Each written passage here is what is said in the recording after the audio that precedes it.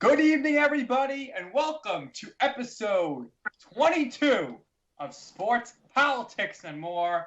It's the second show of the year. It's Wednesday, January 11th. I'm Nick Durst, and joining me, as always, the co-host of the program, the creator of the program, John Brown. John, what's up? Not much, Nick. Not much. Same old, same shit, different day for the most part. How about yourself? I would agree with that statement, but today was a pretty big, significant day, pretty big, significant political week because we head to the inauguration next week. So if anyone wants to discuss anything with us tonight, you know how to reach us. You can write to us in the UCY lobby chat. We'll be monitoring that throughout. Tweet us. John's at SN_sports. I'm at Nick_Durst. Or give us a call, 1-718-717-8296. That's 718-717-8296. This is what we got on the docket for tonight. We have the 10 at 10 coming up, the 10 most dangerous places to visit in 2017 in the United States. We will be talking about Meryl Streep's awful Golden Globe speech, just a disgrace. Then we got to talk about where in the world is Derrick Rose? This guy, he just vanished, and he was last seen, John. The last time this guy was seen, he was seen not playing defense. But now we'll see where he is. And then we'll have to talk, of course, about the NFL playoffs. John will give his new postseason playoff outcome. Look forward to the Super Bowl, what he has to say. But we got to start off with this. So, folks, listen up from today, from Donald Trump's press conference, the first time he spoke as president-elect. Question. Mr. President-elect. Go ahead. President-elect, since you are attacking our news organization, not you. Can you give us a chance? Your organization is terrible. You are attacking our news organization. Your organization is terrible. Can you give us a chance to ask a question, sir? Go ahead. Sir, Quiet. Mr. President-elect. Go ahead. She's asking a question. Don't be rude. Can you give us a question? Don't be rude. Can you give us a question? Don't be rude. No, I'm not going to give you a question. I'm not going to give you a question. Can you state categorically? You are fake news. Sir, go ahead. Can you state categorically that nobody... No, Mr. President-elect, that's not appropriate. All right, audio courtesy of ABC7 New York's video on Facebook. John, what's your takeaway as he's calling out CNN for their lies? Hilarious.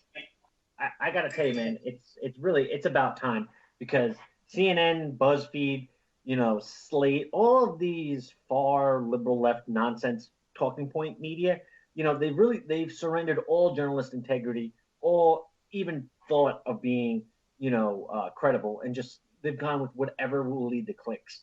And this latest story is so ridiculous. The fact that anyone in that, if I'm an owner of either of those companies, I'm firing everyone that was involved because it is so ludicrous. Both of these claims. Did you see the 64-page quote unquote intelligence report that BuzzFeed actually? Listen, everything that came out yesterday out of nowhere was nonsense. There's no truth to it, and yet we have some big time names in the media right now attacking Donald Trump for attacking CNN. Well, Donald Trump he could have a good defamation case if he wanted to, and that wouldn't be looking too good for these media outlets. Now, do you remember the Peter? What's his name? He's a billionaire. He's the guy from PayPal. He helped Hulk Hogan sue Gawker and put them out of business. Yeah. So he had a vendetta against Gawker, right? So he helped out Hulk Hogan, who is now the owner of Gawker for the most part.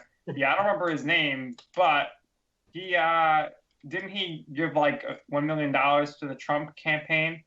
Yes, he also spoke at the RNC. The reason that he had a big vendetta against Gawker is because he's openly gay, but he was trying to essentially hide it so that it wouldn't become part of his business, and they publicly outed him, which is that's messed up. If it's something that's really personal to him, he's trying to keep it personal. There's no reason for that. It's tabloid journalism nonsense. So they did that to him. Then they did that, something even worse to Hulk Hogan by releasing a tape where he's having sex. So that was it. He helped them destroy them. He's a big Trump supporter. He spoke at the RNC, and he tweeted yesterday that he's going after BuzzFeed for this as well. Good. So good. Libel laws are there for a reason. I'm all about freedom of the press, but when the press and particularly the liberal press, CNN is one of them, they've become the propaganda arm of the DNC. It's despicable. You get Donna Brazile while she's working for CNN leaking debate questions to Hillary Clinton's campaign. That's like crazy inappropriate. Yeah, where was the punishment for that? None. Was she suspended or anything? No. And Peter Thiel is the name of the guy from PayPal. Yeah. So I'm glad. I hope he puts BuzzFeed. First of all, BuzzFeed. If you're getting your political stories from BuzzFeed, you're an unintelligent, uninformed voter. BuzzFeed is clickbait garbage, and hopefully this will put them out of business because they're like the trash of the internet. They're very much they bring down the lowest common denominator by their terrible content. So get them out of there. They're not. Yeah, what are they gonna do? Like they're gonna post like the 17 best Photoshop memes of Donald Trump's first press conference. That's gonna be their next list or something. Yeah, it's pure BS. And you know what? I think what this does, and the fact that like the traditional, journalists like the New York Times and NBC and places like that, really they went out right in front. Were like, this is fake news. I can't believe they reported it, and really bash them, which I think is good because what we started to see in the last few months is people in the media who have no business talking politics, like BuzzFeed and Teen Vogue, coming out and giving their opinion about politics like they're doing hard-hitting investigations. When in reality, they're just, it's fan fiction. They're just making shit up. So maybe this will get people pushed back in their lane. Listen, if you're not an actual journalist, not an opinion guy, not a talk show, like if you have a talk show and you're an opinion guy, then yeah, have whatever opinion you want. Who gives a shit? Like Morning Joe, that guy has his own opinion, but he doesn't claim to be a reporter. He's a talk show. So he's allowed to have his own opinion. But you get guys who, Tapper or Anderson Cooper or, Shepard Smith, you get all these guys who pretend to be journalists, Brian Williams, and then you see that they're actually fiction. They're fiction writers. They have a lots of issues there at the media, and they're not telling the truth. But before we get to the 10 out of 10 with our field reporter, Andrew, a big takeaway from today's press conference is Trump, as we already knew, and he proved it today, he's going to be very honest. He's going to tell you the truth. He's not going to tell you exactly what you want to hear if you're on the media. He answered questions today. How many other presidents or president-elects do you see doing a Q&A, okay, without a press rep, without like a PR rep saying, all right, you go. No, he's taking the questions. And another big takeaway today, like a huge takeaway, was he gave the update on the auto industry and all these places saying, if they can go leave, but they're going to pay a huge tariff, and that scared him. And he's keeping all these jobs already. And I think that was a big takeaway from the press conference today, which we heard. Yeah, Obama claimed to be the most transparent president ever, but when in reality, we had all these Freedom of Information Act requests that were just straight denied. He jailed more whistleblowers than anybody else. They're not. Donald Trump is transparent because, hey, he's just going to tweet what he thinks. So I like that. That's a positive for me. Yep. Andrew, are you there? Yeah, guys, I'm here. All right, Andrew, why don't you tell everybody what time it is? Oh, yeah. Wait, where's my intro? Yeah, no intro today. What are you, a prima donna? Do it yourself. All right. Now it's time for the 10 at 10. All right. This week, we are going to be covering the 10 most dangerous places to travel in the United States for the year 2017. Okay. And Andrew, why don't you tell us what went into consideration when making this list? Well, I'm going to be honest. Being the victim of a crime, the murder rate, and the one thing that's really interested me was homicides. Oof. All right. So obviously we can think of some places right off the top that are going to probably be on this list. So why don't you take us through it? We'll start with number 10 as always, and then John will weigh in and let you know if you forgot any place. All right, Andrew, take it away. All right. So I figured we'll go from 10 to 1, as my usual. Number 10, we're going to go with the most dangerous place in New York State. Not New York City, because then I'm, going to go overboard with it. So in New York State, the number one place you do not want to visit is upstate New York in general. But one town in upstate New York, and it's a big city, really caught my attention. And that is Buffalo, New York. Ooh. And here is your fact. You have a 1 in 15 chance in Buffalo of being a victim of a violent crime. And where did you get that number from? Because I don't know about you, John, I never really associated Buffalo with being dangerous, other than middle of the winter when they get like 40 inches of snow each week. I actually saw, that show, The First 48. They did an episode of Buffalo, and it like blew my mind. I was in the same boat. I think of Snow and Rex Ryan, but no. Apparently, the downturn economy from all the manufacturers' jobs leaving upstate New York has hit Buffalo really bad, and they have like a heroin epidemic that's like exploded and brought with it like a ton of crime. So yeah, apparently Buffalo is a real shithole. John, true fact, honorable mention. We have to bring up Utica on this list because it's not just Buffalo. Utica was hard hit on this list too. So Utica, you're on the list as an honorable mention. Well, I also heard that Albany is a shit show, despite being like... Yes, honorable mention as well, Nick. Thank you. They got ghettos there. All these kids go to college to party, and then, they go downtown, and bad things happen there. It's the total ghetto. It's, people are getting drugged and raped, and it's just not a good place. Definitely not a good place. And that's like the capital of New York, so it doesn't really make much sense. All right, number 9. One more thing before number 9. Don't forget Troy and Schenectady. They're on the list too. So honorable mentions. All right, so Andrew's gonna have a 10 out of 10, but he has a 5 out of 10 as well. 5 places at number 10. All right, Andrew, number 9. New Haven, Connecticut. Oh, and you talked to your buddy Mike in New Haven about this? He doesn't know about this, but he should. Or Andrew, I think John will be tweeting him very shortly to let him know. So if he wants to call in and give a rebuttal about why he doesn't live in a dangerous place, the number to call is 718-717-8296. But go ahead, Andrew, give your reasons. All right. So in 2014, the murder rate was 14 out of 100,000 people. All right. What does that number mean to you, John? That's actually not bad, I guess.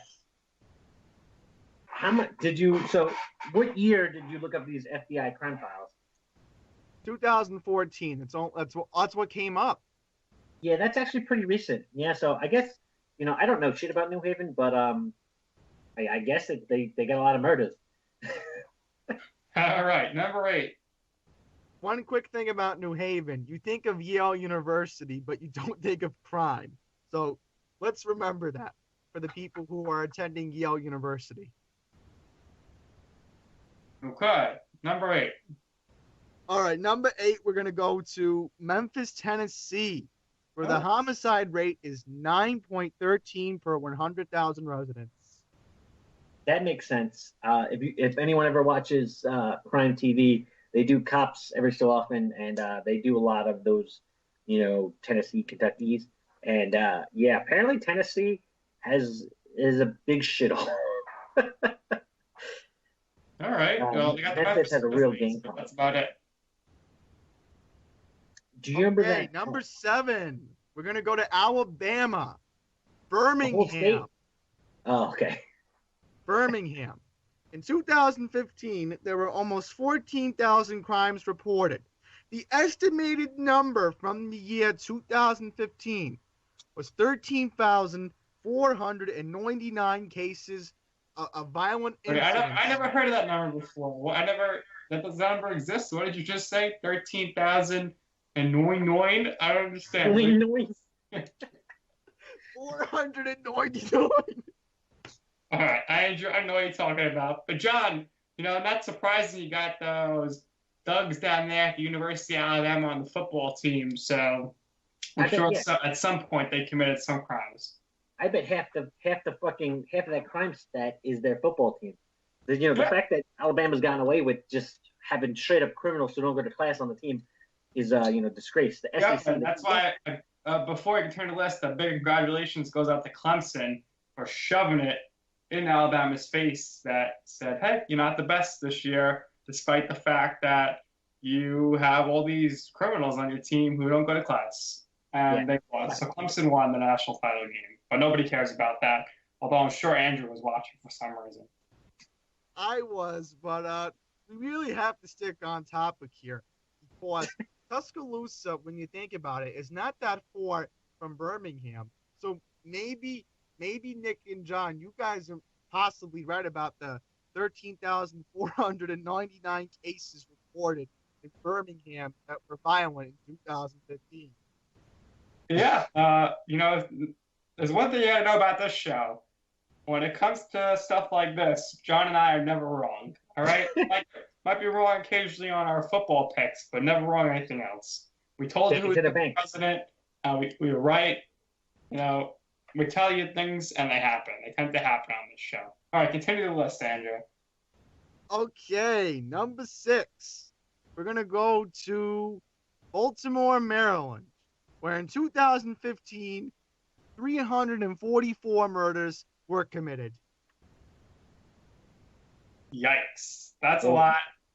Remember those riots a year or two back? And the Orioles had to play in an empty stadium, which was really odd. Yeah, so definitely a dangerous place. Yeah, if anyone's ever seen the TV show The Wire on HBO, it's about people love heroin in Baltimore for whatever reason.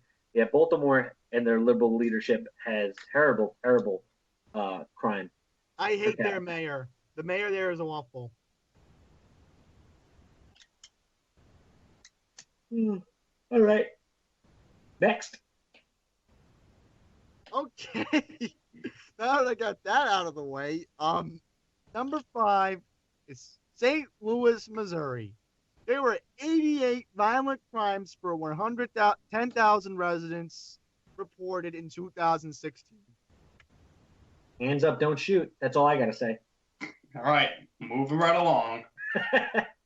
Number 4, Detroit, Michigan. In 2015, 302 homicides happened. Isn't that less than you just said in Baltimore? So I don't understand your little what was your determining factor here and put it in making your top 5? The homicides, I guess.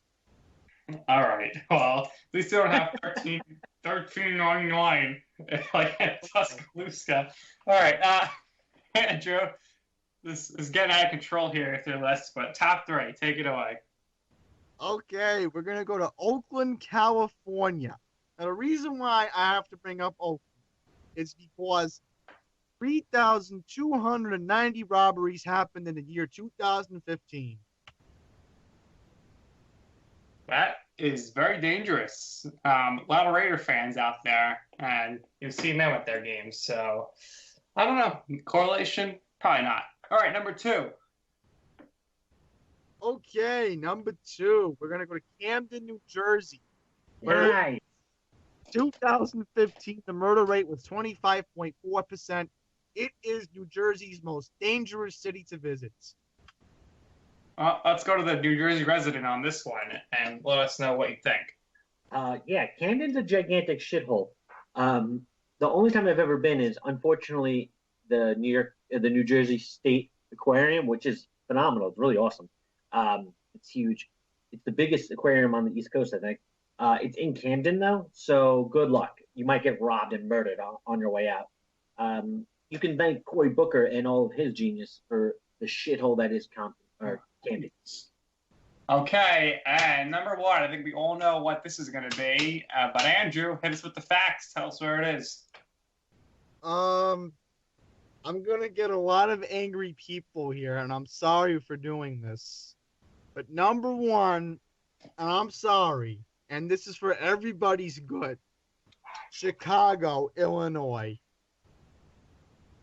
All right, definitely, we can't argue with that, but for those that want to try to argue that, hit us with some numbers. Wait, I have numbers that just came out on December 27th. Okay, and a lot of people are not going to like these. I have two of them. 2016, there were reported by the Chicago Police Department 1,100 shootings. 334 of them were homicides. Jesus Christ. Absolutely disgusting. Andrew, if you were given a free plane ticket and a hotel to Chicago, what would you do? I'd probably put it in the shredder and say, I don't care. I'm not getting shot. All right. And out of these 10 places, if you were forced to visit one, which one would it be? If I had to go to any of these cities, I probably would have to go with New Haven, Connecticut. Okay, and you're going to see Mike, who I guess he agrees with you. He hasn't called in. All right, so John, anything missing from this list? I say, Harlem should get some consideration.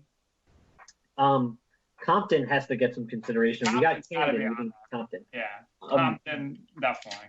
Detroit, Newark. There's a lot of shitholes. So, I guess we hit on them a little bit, which would be a fun study to do, Andrew.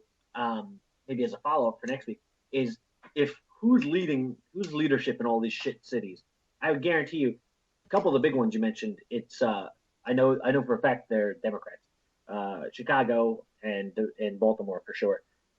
Because they've recently gotten burned down for nonsense like the Freddie Gray bullshit. Yeah, okay. And these cities are out of control.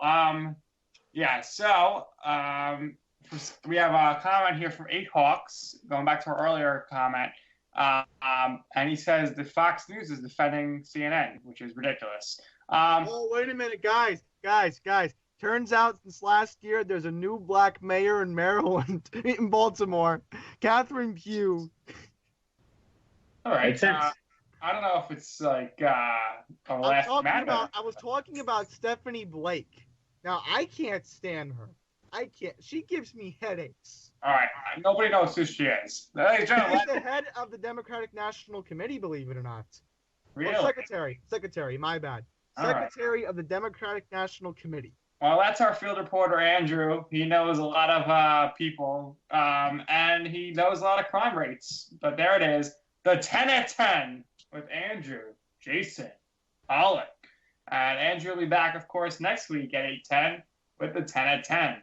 Thanks, Andrew. Thanks, Andrew. But now we move on, and we have to talk about the terrible, awful speech by Meryl Streep, the Golden Globes. So here we go. Let's take a listen.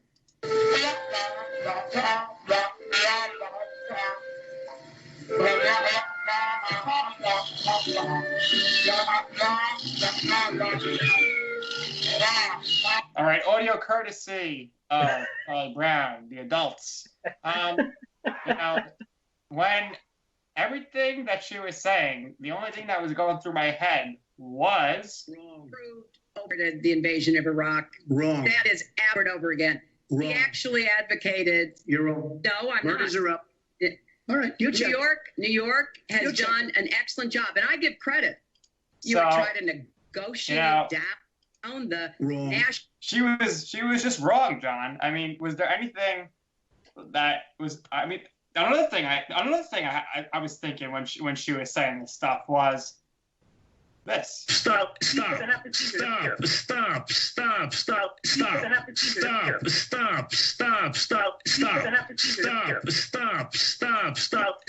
audio courtesy of Fox Sports, Mike Francesa.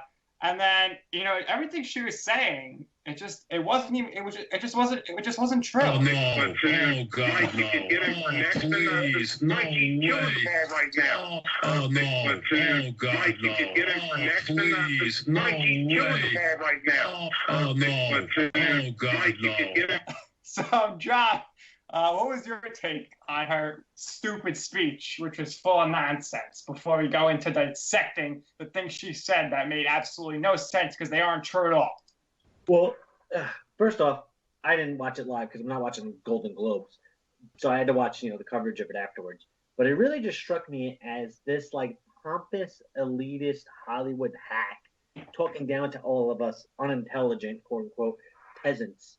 And then with the one little line that really was like a slap in the face was, "Oh, without art, you'll just be stuck watching NFL and MMA." What the fuck is that supposed to mean? So people that watch football and UFC are somehow not as intelligent as people who watch Mamma Mia or any of the shit movies you've been in, you old cunt. I was really, there's no reason for that.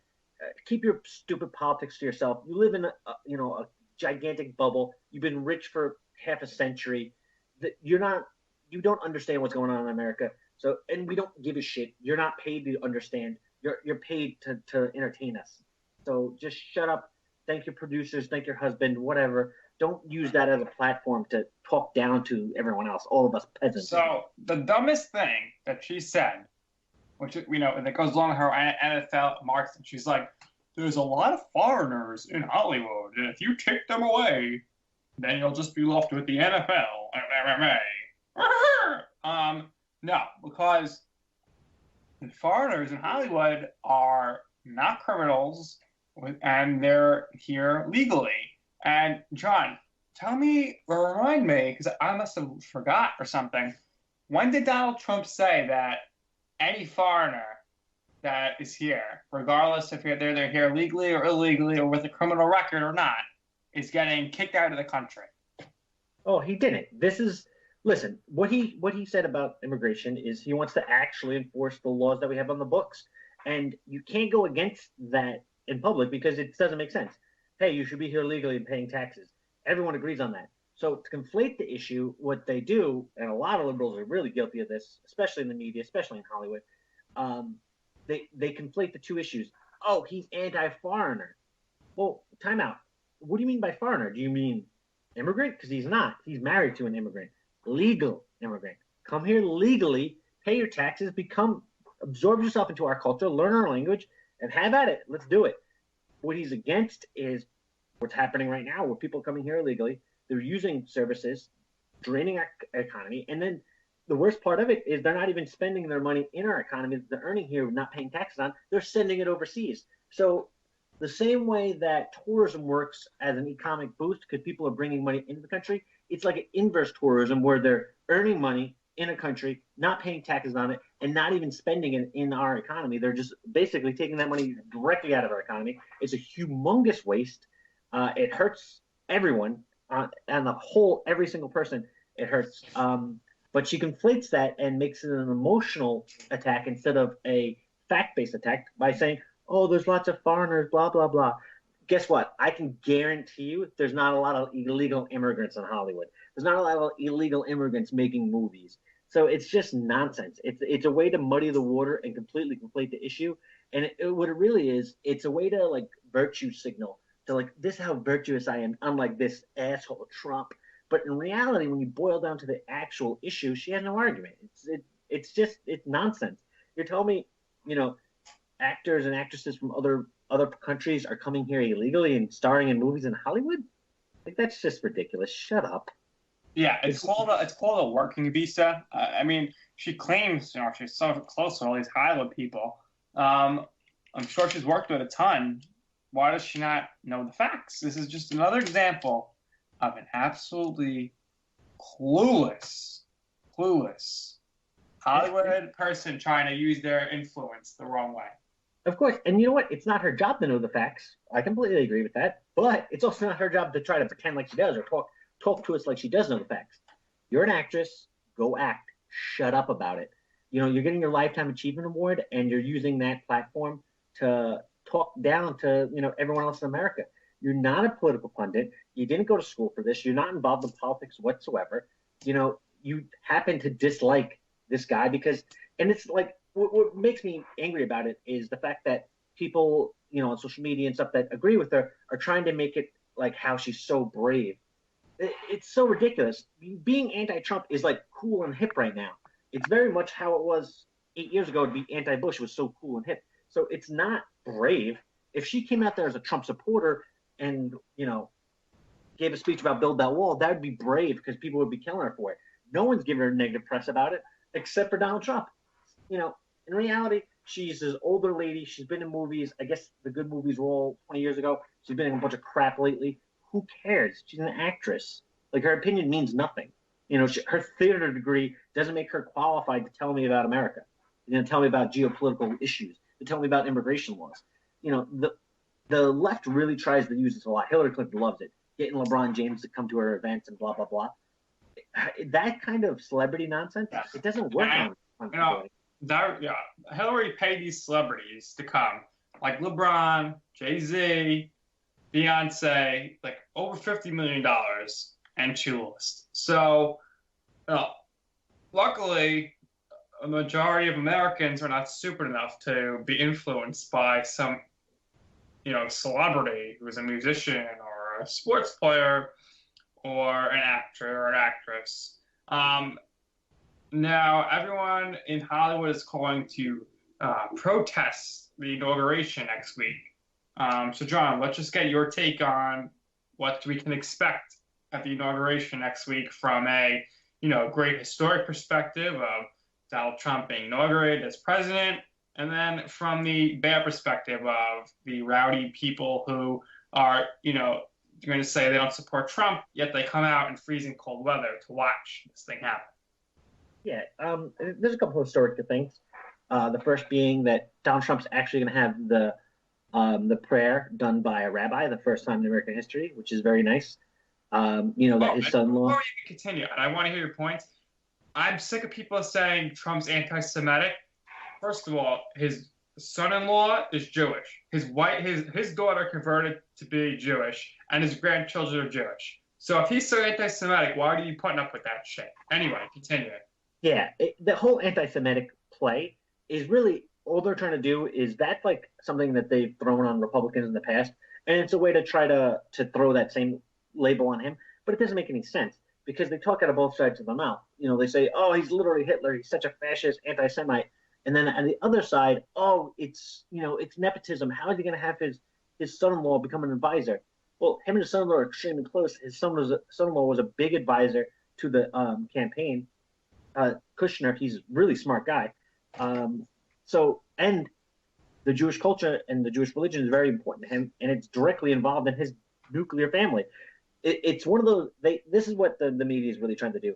Anytime people gone against the grain or been outside of the quote unquote political correct norm, they just shout them down with insults. Donald Trump doesn't let you do that, and they don't know how to deal with it. And it's been over a year now, and they're still trying to do it. They're doing it right now to Jeff Sessions. Oh, he's a racist. He's a racist. Time out. The guy who's been a senator for 30 years.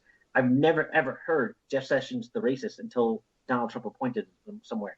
So it's a way to try to discredit or to silence. It's a real way to their tool to shut people down. They've cried wolf. When everything's racist, nothing's racist. When you say, oh, the new Disney movie having Hawaiian people in it, that's racist because it's cultural appropriation, blah blah blah blah. It's just when everything is racist, the word racist loses all of its power, and that's where we're at right now. And they still haven't learned. Donald Trump is an anti-Semite, but he's really pro-Israel, and he has a Jewish son-in-law and a Jewish top advisor, but he's a fascist Nazi. It doesn't. You can't be both. Can't have a cake and eat it too. It's really silly. But like anything else, they'll just keep saying it, and eventually no one cares anymore, and they'll move on to something else.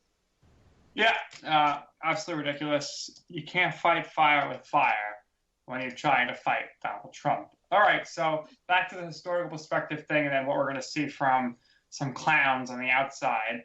So the rabbi is going to be there saying the prayer. Yep. Another historical fact is that Donald Trump is going to be the first president to never hold a political office or to be a field grade general. He's a complete civilian, so he's never been a mayor, a senator, a governor. He's never been a general or really anything. He's just a civilian. He's a business owner. So that's historic as well. You also see when he's moving in his cabinet is really historical as well because it's not in reality, Donald Trump's victory is very much a third-party victory because you see who he's filling his cabinet up with. It's not Republicans. It's not, this guy is now the head of the EPA and this guy's now the head of HUD. You got Ben Carson, who's a doctor. You got the guy from Exxon, who's going to be the Secretary of State. It's really, he's going out and interviewing the best and brightest. Oh, yeah. What was with them totally grilling? What's his name? Charlie Tillerson over like these things that, no one would ever think to ask these questions, but they're trying to find some way to stick it at him and Trump yesterday. Well, yeah, it's and you'll see little Marco try doing it too. Because they're an outsider, they don't know what to expect from him, and they don't own him. Like Tillerson can go do whatever the fuck he wants, and really whatever agenda that Donald Trump wants, that he's a complete outsider, and they're afraid of that. So that's why they're trying to be against him for that. But it's not going to stick. They're desperately grasping at straws at this point. Yep. But actually, Donald Trump just announced today that a doctor is going to be the new head of the VA, which I'm really excited about. I was reading an article before about he interviewed over 100 people for this position. He takes his appointments extremely seriously. None of these are hip pocket chances, and a lot of them are not necessarily Republicans or Democrats. They're just they're industry leaders, they're thought leaders, they're people that Donald Trump thinks are the best for the job. And that's really when you think of meritocracy, that's exactly what it should be. It shouldn't be, oh, we need a quota, we need X amount of Asians, X amount of this. And it shouldn't be, oh, this guy's a Republican and we want him to run for this, so let's make him that.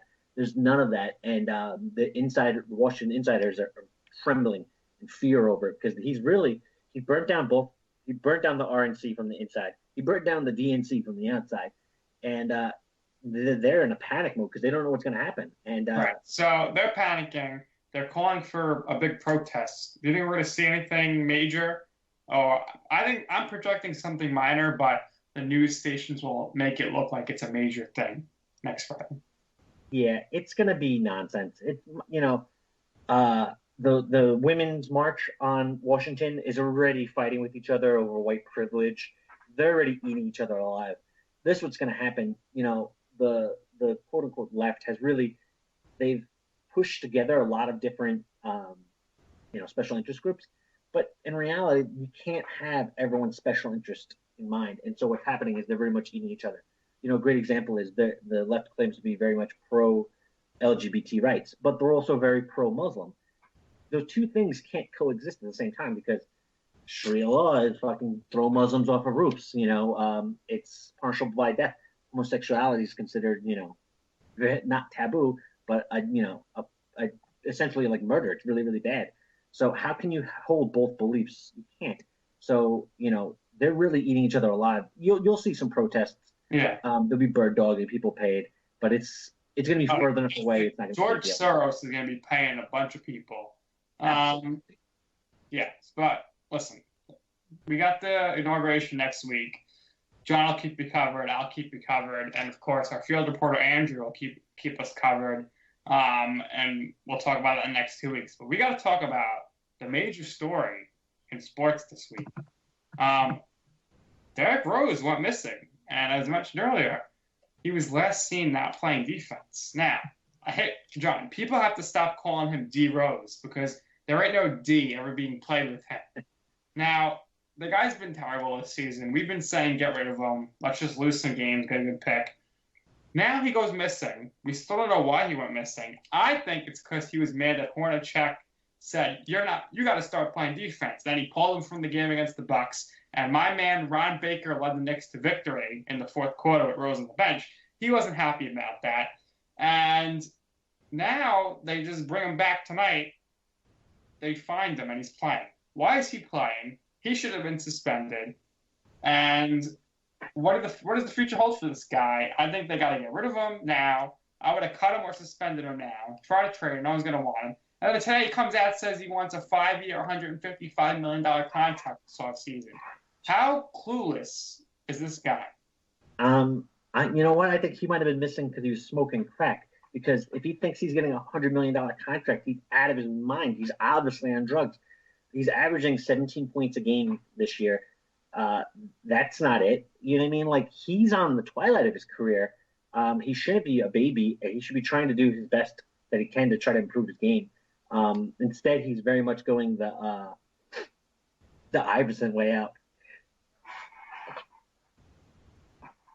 Not practicing, not playing defense.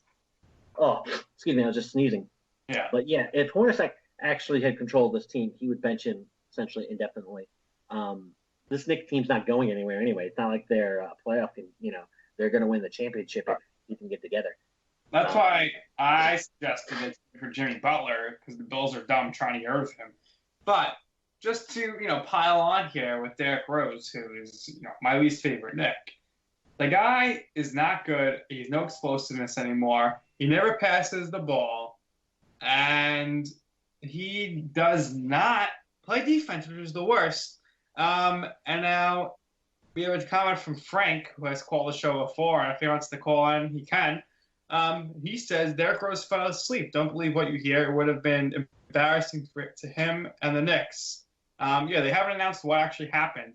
Now, John, here's my theory. Let me know what you thought. What you think? He looked at the schedule and it said NO, and he thought it meant no game, but it actually meant they were playing New Orleans. What do you think? Because I don't think he could read. Remember, he got caught having somebody take his SATs for him so he can go to college. Yeah, he's a fucking dummy. Very much like, do you remember, what's his name on the Jets, that quarterback? He was late because he went to a movie and he forgot. Geno Smith. He was like, yes. I didn't know what the time difference. Yeah, he didn't know what a time difference was. So he fell asleep. Like, that's bullshit. That's bullshit. Listen, I don't get to play in the NBA, but I have a job. I've never slept through a shift at my NBA game. If it is true, that tells me how he's preparing for games. Obviously, he doesn't give a shit.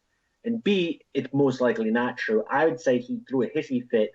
It was like, I don't want to play anymore. And then his agent was like, no, you can't afford not to play because you got all these baby mamas and all this debt because you're an idiot. So you have to keep playing. Just go out there. It doesn't matter if you're bad. Just go out there. And that's where we're at right now. He's never getting $100 million. He's on the twilight of his career. He's had like 2 ACL surgeries, which I've had one of those. That's why he's lost a step. It's the NBA. The talent in the NBA is so high that little step is all it takes. And you see it all the time, especially point guards. You saw it with Mike Bibby. You saw it with Jason Kidd. These guys, they miss that step, and that's it. They lose that little bit of explosion, and now they can't get around the outside for the pick and roll. They really can't attack the basket, and they're stuck throwing, jump shots, which jump shots don't go in, especially defended jump shots don't go in. He's essentially what Carmelo Anthony is going to be in 3 more years. Well, here's the thing. We know you hate Melo. Hate him. Melo cares so much more than Derrick Rose. I'll give you that. I agree. When he was healthy, was saying, I can't play. I gotta think about my future. I gotta be walking in 10 years with my kids. Melo actually wants to win. And it's just crazy how Derrick Rose does not care. I want to play Ron Baker. Play Ron Baker. He's been good. They don't play him. Derrick Rose got mad that Ron Baker was playing over him. But Ron Baker came in. He was looking to pass, and he was playing defense. And now, it's never going to happen in this NBA. Barely anybody plays defense. But that's why Hornacek is not working out so well, because the players don't care. They don't listen to him. Is there brighter days on the horizon for the Knicks? Probably not. But yeah, at this point, you got to get rid of any sort of asset you have. Jennings maybe is an asset. Try to get rid of Courtney Lee. Please get rid of Derrick Rose. Get rid of O'Quinn, Thomas, whatever. Try to get a draft pick. I don't even care if they're second-round picks. Get something. Hopefully, you finish with a bad record, you're in the lottery, and you've got a top pick, and you have to hope that the pick could turn out to be something good. And here's where your boy Melo comes in, and why it'd be good to keep him. Chris Paul's a free agent, and Carmelo Anthony and Chris Paul are actually best friends. And if Chris Paul thinks he's going to make the NBA Finals finally in the West, it's probably not going to happen. So, yeah, obviously the Knicks are awful, but you put a top pick next year, you get Chris Paul to come to the Eastern Conference, and then you could be able to sign, these actually good veterans for the minimum contracts, like they did a few years ago with Kenny Martin, and they brought back Kurt Thomas and Rasheed Wallace. That's a successful formula, but that's a lot of ifs, and it all has to start with getting a good draft pick this year. So, yeah, I think they need to try to lose right now. What do you think? Listen, that was, if any of the listeners remember, I was a naysayer from the beginning. I liked these moves to a point because, I don't think we really buried ourselves too much. The Noah contract's a little much, but, nothing insane. But in reality, this team, is 2011 All-Star team. Too bad it's 2017, so this team's not really going anywhere. I don't like the fact that, you can't play Porzingis at the 5 to have him on the court at the same time as Noah, which is probably a little bit of his development. Because I think if we keep Porzingis at the 5 and we develop him as a 5 that can score, I think that's like a crazy good asset that will attract talent. And, knock on wood, he stays healthy, he'll become, really, right. really, really valuable. At the 4, it diminishes a little bit because there's 4s all over the league who can play and score. So, there's a little bit of that as well. But, yeah, Hornacek, he needs to flex his muscles a little bit. And I'll give you this. I will say this. I don't like Melo, but I will give you that Melo does care a lot more. Melo has never fallen asleep and missed a game or anything like that. I think my main issue with Carmelo Anthony is I've seen sparks where he's so good that I think, and maybe this is just me being biased, but I think if you put more time and effort into training in the off season, that he could be LeBron, because when he does give a shit and he does play defense, he does board really well. And when he does move the ball around, he can move it around really well as well. So this is what the problem's been the last few years with Melo. There's too much weight on his shoulders. He's burdened. Look at all of his successful seasons where he took his team to the playoffs, which is like the first 11 years of his career. He always had an actual point guard with him, or a veteran presence in the locker room, so he didn't have to be the guy. Chauncey Billups. Wouldn't it be great if the Knicks had someone like him? Oh, wait, they had him, and they cut him. They amnestied him to bring in freaking Tyson Chandler, who sucked. And they could have kept Billups. They would have maybe won a championship in that little span right there where they were actually good. But, nobody could do it on their own in this league. Nobody. Even LeBron, if he didn't have a sidekick, he couldn't do it on his own. He couldn't do it in Cleveland. So the only way you win in the NBA is you have to have 3 superstars. And the Knicks right now, they got Melo, who is still considered a superstar. You got Porzingis, who's going to be a superstar. What's missing? You need a point guard. Hopefully there's a good one in the draft. I don't know about that. We'll see. But let's move on here. Unfortunately, we will not be talking about the Giants this week. But let's do our picks here for our games. And then, of course, we will give our Super Bowl predictions. I'm sticking with the Packers and the Patriots. All right, so, John, Saturday, 4:35 kickoff. The Seattle Seahawks are going to Atlanta to take on the Falcons. I'm going with Falcons for a couple of reasons. A, I think Seattle's not gonna be as good outside of Seattle. I think they're not the same team that they once were. And Matt Ryan has put up a crazy good year. I like Matt Ryan, and I'd actually like to see him succeed. So I don't know. I'm going for Matt Ryan. I'm going to agree with you. The Falcons, great offense at home. Don't think the Seahawks can stop them. I'll agree with you there. Now we got the Patriots and the Texans. I know we're both taking the Patriots. Now, the line for this game is 15.5, John. I'm going to argue that the line is too low, okay? You're like, whoa, 15.5. For the Texans to get 15.5, they're not going to cover? No. Now, check out Bleacher Report tomorrow. I don't know how they do it. There's great videos coming out on this game. John, the average margin of victory for the Patriots this season at home, 19 points per game. Jesus. So, if you're a betting man, never get a bet against the Patriots. 4 consecutive wins at Gillette Stadium in the playoffs, and they're looking to go to the title game for the 6th time, which would be the most in history. Right now, they're tied with the Raiders. Anything to add about this game? All I could say is Week 3, the Patriots blew out and shut out the Texans 27-0, and Jacoby Brissett was the quarterback. Yeah, I have to agree. Obviously, New England's going to win this one. I would be literally shocked if they didn't.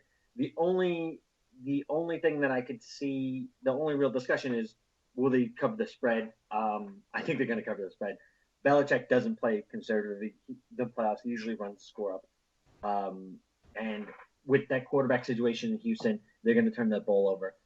I think that Tom Brady's going to have a real nice day, and then I think they're actually going to run the ball really well as well. Yeah, LeGarrette Blount, last time they played, had 3 rushing touchdowns. So look to see more of him. He was fantastic this year. Next game, Sunday afternoon, 1 o'clock, Steelers and Chiefs. This game could go either way, but I just think the Steelers are better. Brown, Bell, Roethlisberger. And, the Chiefs really don't have any superstars or anything, which doesn't mean anything, really, in NFL. But I got a feeling the Steelers, they're going to win this one. It's going to be a nice game to watch. Yeah. I'm not crazy about it, but yeah, it'll probably be a pretty good game. I don't have a particular, I think that's a pretty evenly matched game. It'll be a lot more competitive than the New England game. So do you have a pick who's going to win? Kansas City. Kansas City. All right. So Kansas City will meet the Patriots next week in Foxborough. And then lastly, you got the Packers taking on the Cowboys. Aaron Rodgers. That's all I got to say. The Packers win this one pretty easily. Yep. Unfortunately, the Giants did hurt some of their guys on the way out, but yeah, Jordy Nelson is a crushing blow for the Packers. Well, it looks like Cobb is back, so God closes the door, but opens the window for them. Because Cobb destroyed the Giants last week, 3 touchdowns, and Devontae Adams had 1. Real quick on the Giants, Eli Apple sucked. He gave up 2 touchdowns, 94 yards, single-handedly, and on the Hail Mary play, he didn't even jump. I mean, why did they draft this guy 10th overall? Garbage. He played really bad, but I think there's a couple of guys who will get the worst game of the year. First of all, Rogers Cromartie, I think he's got to go. I like him. He got hurt? He's always hurt. He's always hurt. How dumb was this? He gets hurt, and then McAdoo is like, bring him back in. Let him do special teams for a play instead of having him play cornerback. And he makes a tackle. He's out for the game. Why did they bring him back in there? They needed him at cornerback. I mean, it was just stupid. McAdoo was outcoached again. You have to realize the Packers aren't stupid and dumb like you. And if there's 2 minutes left on the clock, and they have 2 timeouts, they're going to use it. Don't be calling draw plays and so they call timeouts. And then, John, what do they see in Bobby Rainey? Why is he returning kicks? Why are they handing him the ball on 3rd down? Why? This more than anything else. Why is your 3rd string running back? Why is he returning kicks and getting the 3rd down ball? You have Perkins, who's playing great. You have Jennings, who's been a nice spark. And then where does Bobby Rainey come into this? I don't know. I just don't know. And then, why wasn't Beckham returning kicks and punts all day? It's the playoffs. You want to turn it away. Anyway, I'm just too disgusted to talk about them. So let's give our Super Bowl matchup here, and then, we'll just talk about that. All right, so I'm going with the Packers to take on the Patriots, and you're going with the Patriots to take on? Atlanta Falcons. All right, that would be an interesting matchup. Matt Ryan definitely deserves to get there, but as we know, Aaron Rodgers is on fire right now. And one last thing about the Giant game before the show ends. I gotta believe that this weak-ass team, part of the problem is the fact that McAdoo is not Tom Coughlin. That play that it was a fumble, but they didn't think it was a fumble and didn't hustle after it. That is a lazy fuck thing to do. And Tom Coughlin does not let. That's not a Tom Coughlin thing. That doesn't happen if Tom Coughlin's coach. Yeah, and that's why look out for the Jaguars. They might be good in the next few years. They hired him as their president. But they should hire him as the coach, I think. Yeah, Tom Coughlin, great Giants coach. And Ben McAdoo, only time will tell. I was not impressed with his first season. How about you? No, not at all. That 11-win nonsense, getting a lot of wins going to the playoffs and losing, that might be that might be fine for San Diego or something. This is New York. If they would have lost that game and just been outplayed, I completely would have got it. They were outcoached in that game. I went on the Madden, and I'm playing a franchise of Madden, and I immediately fired Ben McAdoo. Can't blame you there. That's what I did in NBA 2 years ago. I immediately fired Derek Fisher. Terrible coaches, just not good. So that's just about going to do it for Sports Politics More episode 22. Of course, we'll be back here next week. We thank you for listening tonight, and we also thank you for your comments and what have you. And we will leave you with this, just to recap our thoughts on what Meryl Streep was talking at the Golden Globes. Stop.